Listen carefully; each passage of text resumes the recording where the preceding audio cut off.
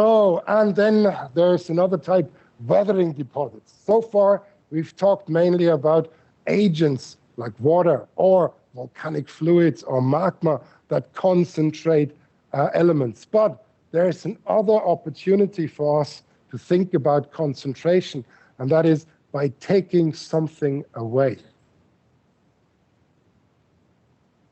Imagine now you have a rock, like a regular basaltic rock, which has certain components in it, but if you weather that, say, in a tropical environment where everything is wet and the rock is decaying very swiftly, and you're actually moving a lot of this rock away, but certain elements stay behind, you could create an ore deposit just by leaving particular elements where they are.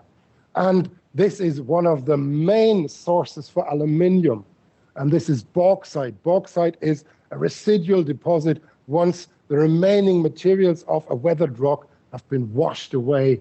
And this is our main aluminium ore.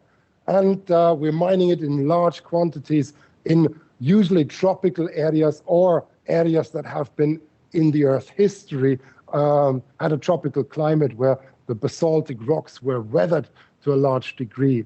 So here you need kind of a lush, wet environment where rocks are just by themselves decaying very quickly, and they get oxidized very quickly. And here you get these red horizons there. And this can lead, for example, in this case, you have a basaltic environment, and this is a peridotite. It's kind of a very coarse basaltic type rock in a very simple way.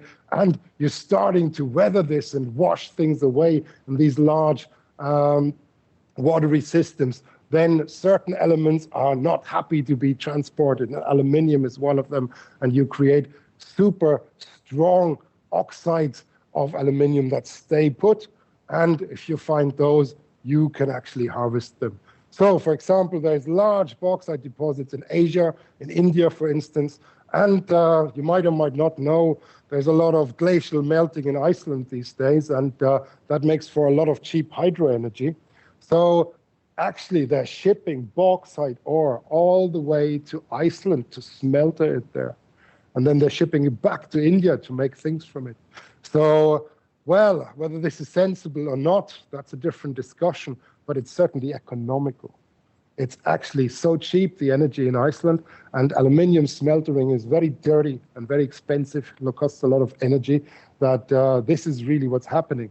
So these ores occur in a very certain place. Usually tropical climate is kind of important, but often these are not the places where energy is freely available. So this leads to some very rather grotesque situations at times, I find personally at least. And this is kind of how loads of the aluminium we are using comes about. So you can actually think about it next time you have, I don't know, if you have an aluminium cycle or so, then there's a good chance that it went through some of these processes. So this is kind of how it looks. Here you have a tropical bauxite deposit. It's really kind of, well, red and soily kind of material, but it has these hydrous aluminium oxides, and this is what's smelted then in order to make aluminium that we use in industry. And of course, it's not just bicycles, it's airlines need a lot of it in order to make aircrafts that are not too heavy and things like that. So aluminium is something that's very, very important.